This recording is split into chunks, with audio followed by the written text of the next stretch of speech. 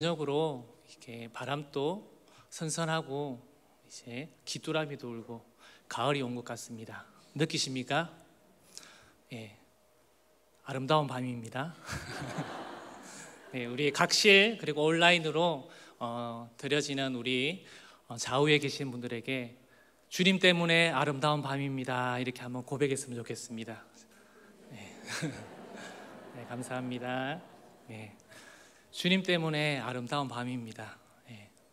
저도 오늘 서면서 좀 뭔가 성도님들한테 오랜만에 서는데 좀 새로운 것을 보여줄 수 없을까 해서 이렇게 안경을 한번 바꿔봤습니다. 좀 분위기 전환으로. 네.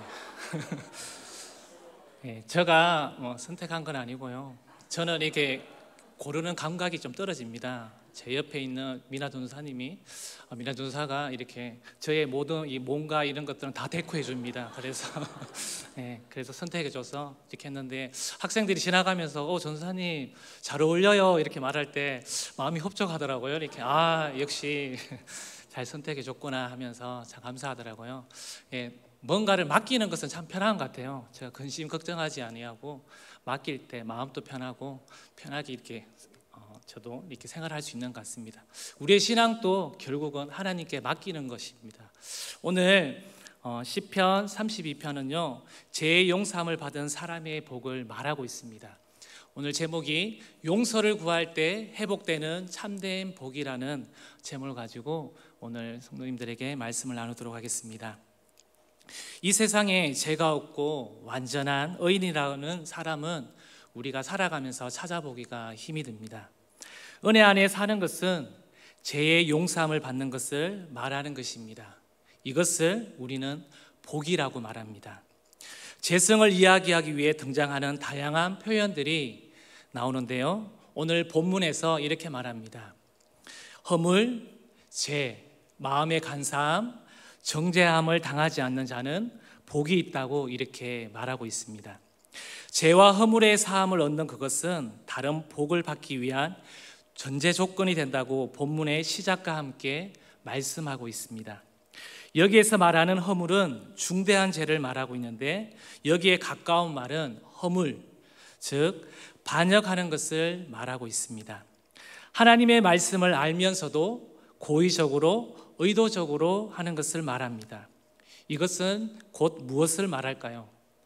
즉 하나님을 무시하는 것과 같다는 것입니다. 우리가 잘 알다시피 죄는 무엇입니까? 화살이 관역을 빗나가는 것을 말합니다. 이것은 인간의 약함이기도 하고 기대에 미치지 못하는 것과도 같습니다. 또 마음의 간사함은 인간의 본성의 부패를 말합니다. 우리 마음에서 선한 것이 나올 수 없는 상태를 말하는 것이죠. 모태신앙을 어렸을 때부터 당신은 죄인입니다 라는 말을 많이 들었기 때문에 어렵지 않게 그 말을 받아들입니다. 그러나 뒤늦게 회심하고 교회에 나온 사람들에게 당신은 죄인이라고 말했을 때 그 말을 인정하는 것은 쉽지가 않습니다. 그런데 하나님의 말씀을 듣고 배울수록 누구나 죄 없다 할 사람은 없다는 것입니다. 인간이 마땅히 해야 할 것을 하지 않는 것도 죄라는 것입니다. 주변의 거리 등을 지나치면서 어려운 상황을 보았거나 어쩔 수 없이 지나간 경험도 있을 것입니다. 그때 이웃을 돌보거나 함께하지 않는 것도 죄라는 것입니다. 마땅히 해야 할 것을 하지 않는 것을 말합니다. 이것을 우리는 태만죄라고 말합니다. 세상에 죄인 아닌 사람이 어디 있겠습니까? 앞에 있는 저도 결국은 죄인입니다. 그런데 죄에 대한 자각을 갖고 있는 사람이 많지 않다는 것이 문제입니다. 잘못된 일을 하면서도 잘못된 것인지 모르는 굳은 양심을 말합니다. 굳이 깨달으려고 하지 않는다는 것입니다. 그래서 어떤 사람은 성경을 보면 죄를 지적하니 내가 세상에서 편히 살 수가 없어 라고 해서 성경을 덮어놓고 읽지 않는 사람도 보게 됩니다. 1절을 보면 서로 대칭하고 있는 것을 우리는 볼 수가 있습니다. 허물은 사함을 말하고요, 죄를 가려지는 것을 말하고 간사함이 없는 것을 말하고 정죄는 계산하지 않는 것을 말합니다. 이것이 성경에서는 복이 있다고 말하고 있습니다. 그런데 우리가 일상을 살아가며 흔히 말하는 복은 어떤 것이 있을까요? 우리는 흔히 이렇게 말합니다. 돈이 많고 명예가 있고 건강하고 성공으로 향하는 목적지를 보고 우리는 보통 복이라고 말하고 있습니다. 그런데 성경은 앞에서도 말했듯이 허물의 사함, 그리고 죄를 가려진 것, 간사함이 없고 정죄되지 아니하는, 계산하지 않는 것이 복이라고 성경은 말하고 있습니다. 그래서 우리 크리스천들이 예수를 믿고도 복에 대해 성숙하지 못한 이유가 바로 여기에 있다고 생각을 합니다. 우리는 성경이 말하는 진짜 참된 복이 무엇인지를 우리는 성경을 통해서 다시 한번 깨달아야 될 줄로 믿습니다. 오늘날 우리가 생각하는 복은 타인과 관계없이 나와 가족에게 집중될 때가 많이 있음을 우리는 보게 됩니다. 그래서 때로는 예수님을 믿고 교회에 나와서 복을 받았다는 이야기를 우리는 종종 듣게 됩니다. 그런데 은혜 받았다는 사람들이 오히려 가장 가까운 타인에게 상처를 주는 것을 우리는 보게 됩니다. 즉, 복의 개념을 우리가 잘못 알았기 때문에 그렇습니다. 다윗이 이 시를 쓰면서 자신도 허물이 있는데 즉 사함을 가져가 버렸다. 죄가 가려진 자는 복이 있다. 내 속 내 자아에서 죄에 대한 애통함이 없이 내 영적 상태가 발전한다는 것은 생각하지 말아야 한다는 것입니다. 3절에 이렇게 중요하게 말하고 있습니다. 입을 연다고 하는 것은 바로 고백을 말하는 것입니다. 인정하는 것을 말하는 것이죠. 그런데 사람들은 될 수 있는 대로 자신의 수치를 드러내는 것을 절개하지 않습니다. 그리고 사람들은 보기에 좋은 것을 드러내고 그 외의 것들은 단절시키고 싶은 마음이 있습니다. 이러한 단절이 바로 그들의 행한 죄의 형벌임을 그들은 모른다는 것입니다. 인생 최대의 형벌은 바로 하나님과의 단절입니다. 그것이 죽음이요 멸망이며 영원한 파탄이기 때문입니다. 그래서 우리는 건강한 교회 공동체 안에서 서로의 연약함을 고백할 때 함께 세워지는 은혜가 일어나는 것입니다. 우리는 인간관계에서 내가 잘못했어요 하면 쉽게 풀릴 수 있는 문제도 무엇 때문에 쉽게 풀리지가 않을까요? 그것은 바로 우리의 자존심 때문에 쉽게 해결되지 않습니다. 우리는 익히 잘 압니다. 사실 우리의 현상에서 일어나는 모든 문제들은 보면요, 큰 문제가 아닙니다. 사소한 문제들입니다. 근데 그 사소한 내면에 우리의 자존심이 있다는 것입니다. 그 자존심을 내어놓기가 싫은 것입니다.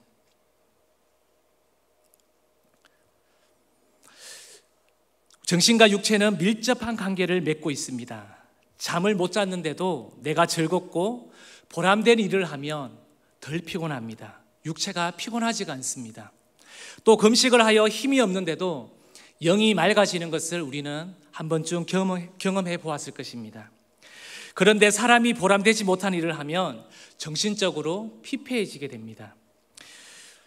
러시아를 대표하는 소설가 도스토옙스키의 자신의 체험을 중심으로 한 감옥 생활을 묘사하고 있는 유명한 작품이 있습니다. 그것은 죽음의 집의 기록이라는 책에 보면 사람을 황폐하는 방법이 여러 가지로 묘사되고 있습니다. 그 대표적인 예가 무의미한 일을 반복해서 하는 것을 말하고 있습니다. 예를 들자면 여기에 땅 파라고 했습니다. 뭐라도 심거나 묻으면 괜찮은데 이제 다 했다 생각하니 그 순간 그 옆에 있는 지도자가 말합니다. 다시 덮어 라고 말하는 것입니다. 또 다시 저쪽으로 가서 땅을 파라고 하는 것입니다. 열심히 땅을 팝니다. 그러면서 그 지도자가 또 말합니다. 다시 덮어. 또 말합니다. 즉 무의미한 일을 반복하게 하게 되면 우리 사람은 피폐하게 된다는 것입니다. 왜냐하면 사람은 의미를 먹고 사는 존재이기 때문에 그렇습니다. 내가 스스로 자기 속에 제된 일을 하면서도 사람들이 직면하지 않으려고 합니다. 제된 모습이 떠오르려고 할 때 우리들이 발휘하는 기제들이 있습니다. 하나는 망각의 기법입니다. 즉 아무 일도 없었던 것처럼 하는 행동을 말합니다. 또 하나는요, 합리화입니다. 어떤 일을 한 뒤에 죄책감에서 벗어나기 위해서 그 일들에 대해서 정당화시키는 것입니다. 여기에서 다윗은 자신의 죄를 인정하지 않으려고 합니다. 1년 반 가까이 왕이 되어서 이 정도는 다반사가 아닌가. 왕의 권력으로 남의 여자 한 명 빼앗아 내가 취했다고 해서 그게 뭔가 대단한 일인가? 다른 왕들을 보면 얼마나 잔혹한 일들을 많이 하는데 거기에 비하면 나는 선하지 않아? 이렇게 자신을 합리화시킨다는 것입니다. 경건한 사람은 죄를 가지고 숨겨두고 앉아 있을 수 없는 것입니다. 그런데 우리 가운데 죄를 가지고 있으면서 교회 안에 태연하게 앉아 있으면 이것은 보통 문제가 아닌 것입니다. 고백하지 아니하는 죄는 그 마음 속에서 끊임없이 우리에게 고통을 준다는 것입니다. 이 두 가지 마음 속에 눌러놓는 것, 즉 숨겨놓는 것입니다. 결국 숨겨놓는 것들은 훗날에 우리 마음속에 그림자가 된다는 것입니다. 숨겨놓는 그것은 언젠가는 나오게 되어 있습니다. 이사할 때 우리가 한 번쯤은 경험해 보았을 것입니다. 이삿짐 정리를 하면서 그렇게 찾았던 것이 어느 순간 이게 여기에 있었네 하면서 이런 경험들이 한 번씩은 있지 않았습니까? 그런데 지금 본문에 뭐라고 나와 있습니까? 3절 말씀을 한번 읽어보도록 하겠습니다. 내가 입을 열지 아니할 때에 종일 신음함으로 내 뼈가 쇠하였도다. 뭐라고 말하고 있습니까? 내 뼈가 쇠하였도다 말합니다. 죄를 통해 하나님이 징계하시기도 하지만 때론 그 죄가 그 사람을 징계하기도 합니다. 그러고 나서 나오는 4절의 말씀에 이렇게 말씀하고 있습니다. 함께 읽어보도록 하겠습니다. 주의 손이 주야로 나를 누르시오니 내 진액이 빠져서 여름 가뭄에 마른같이 되었나이다. 주의 손이 주야로 나를 누르시오니, 실제로 죄 지은 자는 담대해질 수가 없습니다. 그래서 하나님의 회개로의 요청을 선뜻 우리는 받아들이지를 못합니다. 하나님은 다윗에게 아무 일도 하지 않았습니다. 손끝 하나 대지 않았습니다. 그런데 다윗의 그 양심에 찔려서 괜히 하나님이 나를 누르시는 것 같은 느낌을 받는 것입니다. 우리에게도 혹시 이런 경험이 있지 않습니까? 하나님이 나에게 특별히 어떤 다른 것을 건드리지 않았습니다. 그런데 내 양심이 견디지 못하는 것입니다. 그래서 우리가 주님 앞에 나와서 애통하는 적이 있지 않습니까? 4절에 보면요, 뒤쪽에 보면 내 진액이 빠져서 여름 가뭄에 마른같이 되었나이다. 조금 전에 읽었는데요, 이것이 새 번역에는 이렇게 나옵니다. 나의 혀가 여름 가뭄에 풀 마르듯 말라버렸습니다. 이렇게 나옵니다. 눌렀다는 것은 심리학적 용어로 그림자를 나타내는데요, 그것도 검은 그림자를 말하고 있습니다. 이런 그림자가 많이 쌓인 사람일수록 타인에 대해서 너그럽지가 않습니다. 사소한 일에 화를 내고 판단이 많은 사람이 유난히 도덕적인 사람이 아니고 자기 속에 그림자가 많은 사람, 즉 상처가 많은 사람들입니다. 자기 허물이 많은 사람일수록 다른 사람을 수용하지 못합니다. 그리고 용서하지 못하고 곧잘 화를 낸다는 것입니다. 그렇다면 반대로 자기 속에 그림자가 없는 맑은 사람은 어떤 사람일까요? 누군가에게 허물이 있어도 품고 갈 수 있는 여유를 갖고 있는 사람입니다. 그렇다면 나는 어떤 사람, 어느 쪽에 속해 있습니까?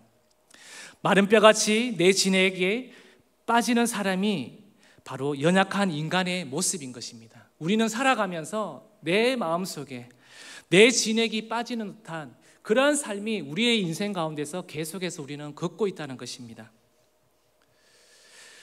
5절에 다시 한번 더 읽어보도록 하겠습니다. 내가 이르기를 내 허물을 여호와께 자복하리라 하고 주께 내 죄를 아뢰고 내 죄악을 숨기지 아니하였더니 곧 주께서 내 죄악을 사하셨나이다. 내가 이르기를 내 허물을 여호와께 자복하리라. 이 말이 무엇입니까? 하나님 앞에 내 있는 모습 그대로 드러내는 것, 그것이 바로 용기라는 것입니다. 그런데 살다 보면 인간의 모습에 죄, 허물, 간사한 마음이 있음을 우리는 시시때때로 우리 자신을 보게 됩니다. 이것은 집에 가득 찬 쓰레기와도 같습니다. 그것을 보면 쓰레기 봉지에 담아서 버려야 하는데 우리는 귀찮다는 이유로 집 한쪽 구석에 그냥 내버려 둡니다. 마찬가지로 우리도 죄도 그냥 둔감하고 은밀하게 덮어놓는 것을 말하는 것입니다. 죄를 갖다 버리는 방법은 바로 하나님께 용서를 구하는 것입니다. 다른 것으로는 우리가 하나님 앞에 우리의 이 모든 무거운 짐을 내어버릴 수가 없습니다. 하나님 앞에 우리가 주님 앞에 용서를 구하는 것입니다. 자신의 이중성을 발견하고 우리는 하나님께 직면해야 합니다. 허물을 여호와께 자복했다는 것은 자신의 허물을 인정했다는 것입니다. 그동안에는 마치 죄가 없는 것처럼 덮어놓았는데 이젠 덮어놓았던 것을 이제 하나님께 드러내었다는 것입니다. 그러자 하나님께서 내 죄악을 사하셨다고 말씀하십니다. 이 말은 그동안에 내 안에 있는 그림자 때문에 하나님 앞에서 친밀하게 나아갈 수 없었다는 것입니다. 우리도 죄가 있으면 가까운 사람과 멀어집니다. 사랑하는 사람은 서로 마주보고 있어도 어색하지 않습니다. 정말입니까? 그런데 그 관계 속에 죄가 관여하면 마주봄의 관계가 흔들리기 시작합니다. 그리고 외면하고 싶어집니다. 혹시 오늘 이 밤에 예배를 마치고 집에 가서 혹시 부부간에 한번 눈을 한번 쳐다보십시오. 만약에 흔들린다면 죄가 있다는 것입니다. 네. 그 눈을 똑바로 보지 못하고 뭔가 피하고 계속 밑에를 본다. 뭔가 한번 의심해 보십시오.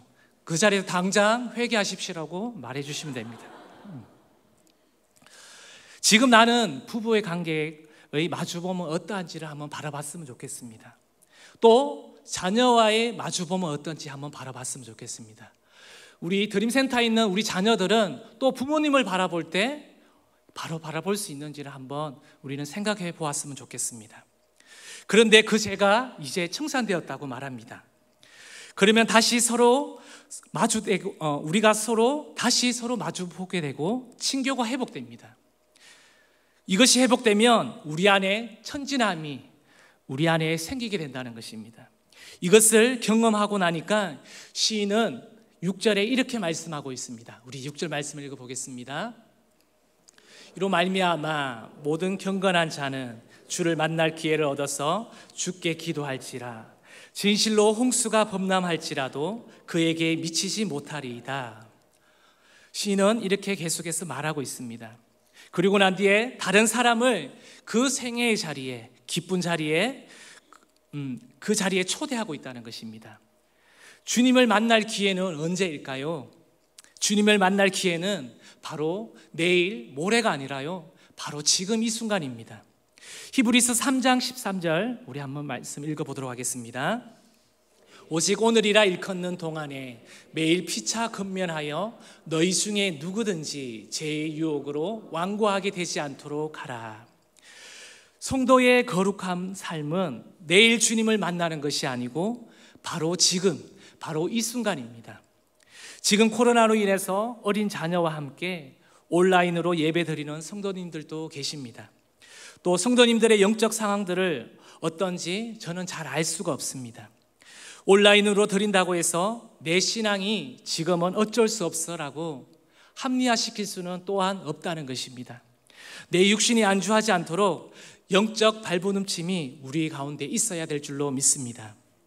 하나님은 특정한 장소에 특정한 시간에 계시는 분이 아니라 지금 내가 예배하는 그곳에서 내 죄를 아뢰고 반응해야 한다는 것입니다.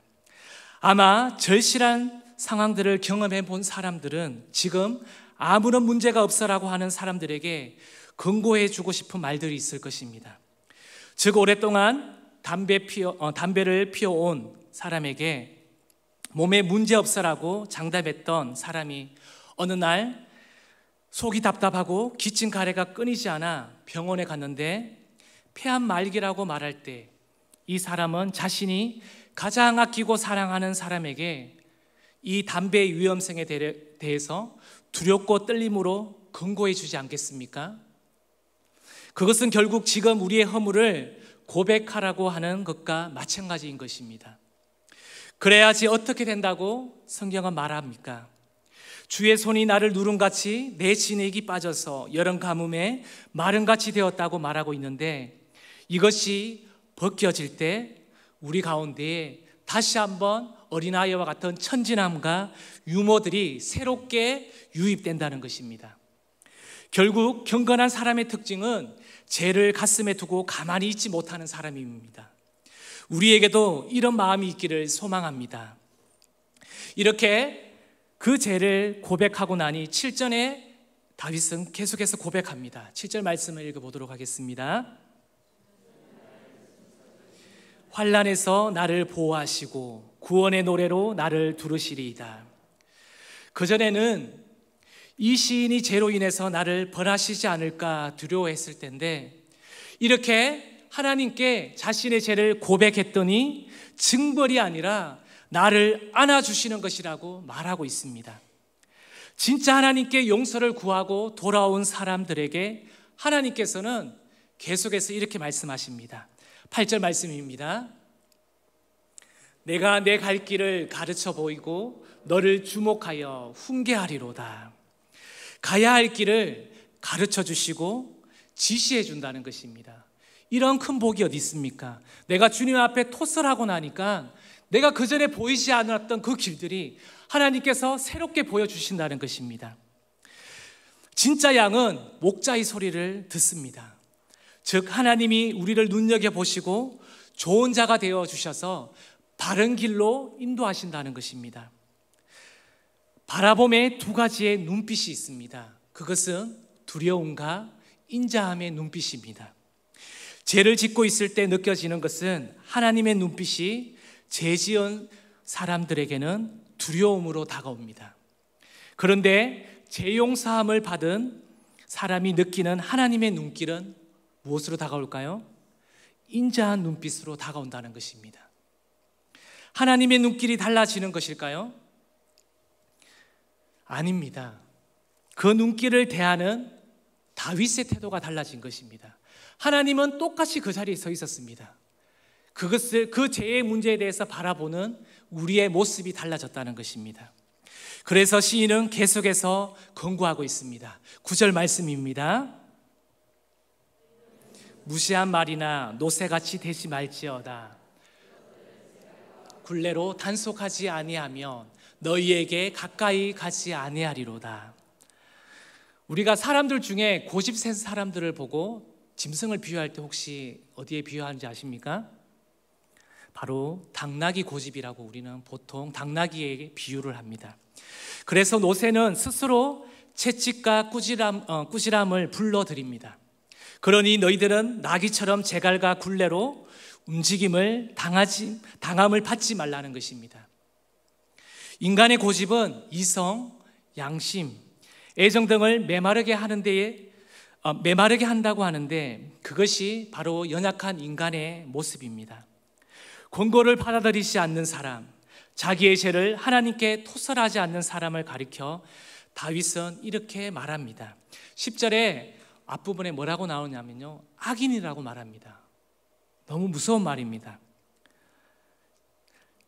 권고를 받아들이지 않는 사람, 누군가가 그 사람에 대해서 계속해서 그 죄에 대해서 충고를 해주고 건면해 줍니다. 그런데 그 말을 듣지 않는 그 사람을 향해서 성경은 악인이라고 표현하고 있습니다. 우리가 악인이라고 말할 때는 눈에 객관적으로 보아 나쁜 사람만이 아니라 자기 죄를 쓰레기에 담아 버리지 않고 자기 속에 가지고 있는 사람을 악인이라고 말하고 있습니다. 이것을 신약 전서에서는 뭐라고 말하는지 한번 볼까요? 요한복음 8장 34절 말씀을 한번 보도록 하겠습니다. 예수께서 대답하시되 진실로 너희에게 이르노니 죄를 범하는 자마다 죄의 종이라. 죄를 범하는 자마다 죄의 종이라고 말합니다. 결국 그런 사람에게는 10절에 보면 이렇게 나옵니다.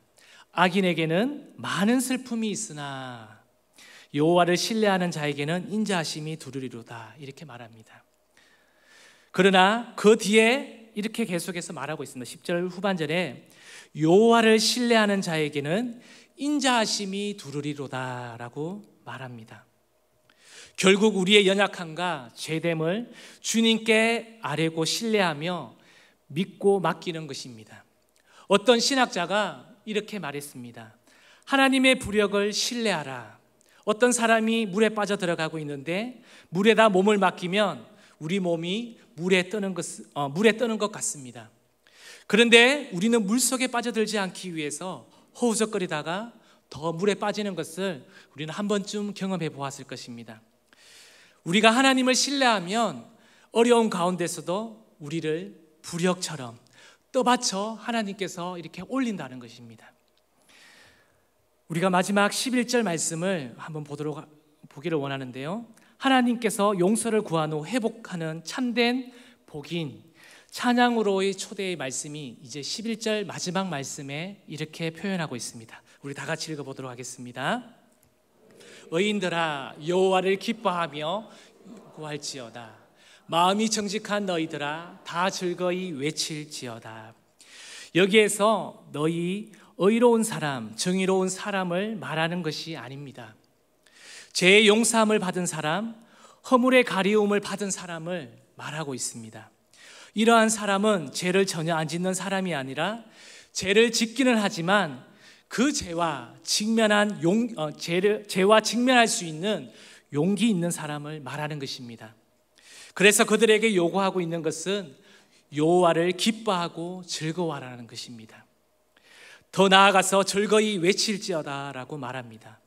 여호와를 기뻐할 수 있는 이유는 나의 있는 모습 그대로를 내어놓았을 때 받아주시는 하나님이시기 때문입니다.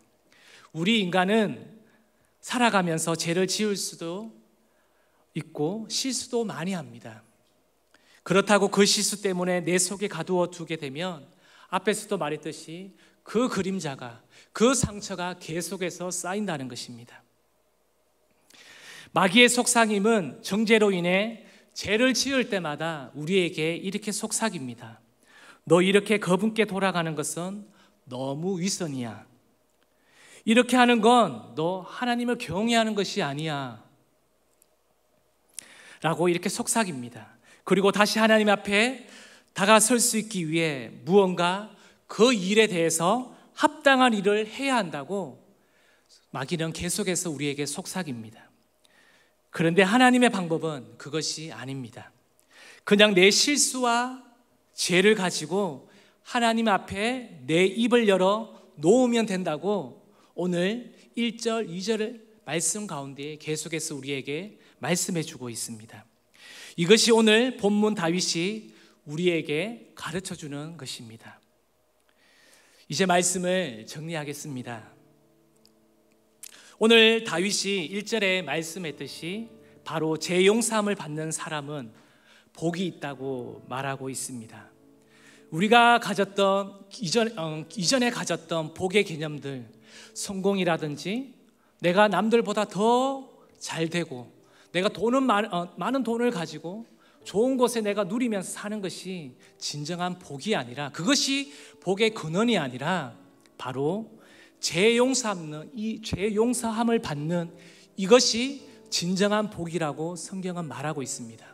이 복의 개념을 우리 믿음의 성도님들이 다시 한번 정립했으면 좋겠습니다. 바로 오늘 이 시 전체를 통해서 우리에게 말하는 것이 우리 안에 다양한 허물의 죄를 말하고 있습니다. 사람은 죄를 전혀 안 짓는 사람이 아니라 죄를 짓기는 하지만 그 죄와 직면할 수 있는 용기 있는 사람을 하나님께서는 지금 또 오늘 이 시대에 찾고 있다는 것입니다. 오늘 이 자리와 각실에서 또 온라인으로 예배를 통해 성도님들 가운데에 지금 드려지고 있는 이 예배 가운데에 지금까지 내가 살면서 내 뼈가 쇠한 것 같고 내 진액이 빠져 마음이 마른 자가 이 자리에 혹시나 있습니까? 그러한 자들에게 만약에 이 시간에 다윗이 있다면 뭐라고 말할 것 같습니까? 내 허물, 죄를 가지고 숨기지 않고 주님 앞에 그냥 네 모습 그대로 나오지 않을래? 그러면서 내 입을 주님 앞에 열면서 토설하지 않을래? 주님께서 오늘 말씀하시는 것입니다. 그래서 내 닫혀진 그 입술이 열려질 때, 그때 내게 진정한 기쁨과 그 하나님의 회복이 있다는 것을 성경은 말해주고 있습니다. 그때 너에게 진정한 회복이 있다는 것을 말해주고 있는 것입니다. 바로 이것이 우리 믿는 성도들에게 주시는 복임을 우리가 다시 한번 오늘 이 복에 대한 개념들을 다시 한번 정립하시면서요, 남의 잘 되는 것을 부러워하지 마십시오. 앞에서도 말했듯이 내 뼈가 쇠하여지면 그것처럼 힘든 것이 없습니다. 병상에 누워있는 사람이 금이 있으면 뭐합니까? 아무리 좋은 집이 있으면 뭐합니까? 내가 더 이상 나갈 수 없다는데, 내가 병원의 신세가 될 수밖에 없다고 한다면 다른 것이 뭐가 필요 있겠습니까? 동일합니다. 우리에게도 하나님, 내 뼈가 상하는 듯한 아픔이 있습니다. 일어나도 편하지 않고 마음에 근심이 있습니다. 그 마음의 죄가 해결이 돼야 됩니다. 무엇인가 내 마음속에 해결되지 않는 이 뼈가 쇠하는 듯한 아픔이 있다면요, 오늘 이 밤에 다시 한번 나의 죄를 한번 주님 앞에 잠잠히 곰곰하게, 아니면 토설하시면서 하나님 앞에 나가시지 않겠습니까? 다윗처럼요, 숨겨놓지 마시고요, 그 시간이 오래되지 마시고요. 물론 다윗은 그것을 하나님 앞에 진액을 냈습니다. 진액을 토설해냈습니다. 하나님께서 그럴 때에 그 가운데 모든 죄를 사하시고 그에게 11절 말씀에 기쁨을 허락하셨습니다. 이것이 우리 크리스찬들이 살아가는 진정한 복인 줄로 믿습니다. 오늘 이러한 기쁨과 회복이 오늘 이 밤에 찬양과 기도하는 가운데 다시 한번 일어나기를 소망합니다. 우리 조금 전에 불렀던 우리 찬양, 두 번째 불렀던 찬양을 있는 모습 그대로 우리가 하나님 앞에 직면하시면서, 하나님, 내가 오늘 죄 가운데 직면하면서 주님 앞에 용기 있게 드러낼 수 있는 하나님 나의 심령이 되게 도와주시옵소서. 우리 함께 마음으로, 입술로 주님 앞에 찬양하며 나가도록 하겠습니다.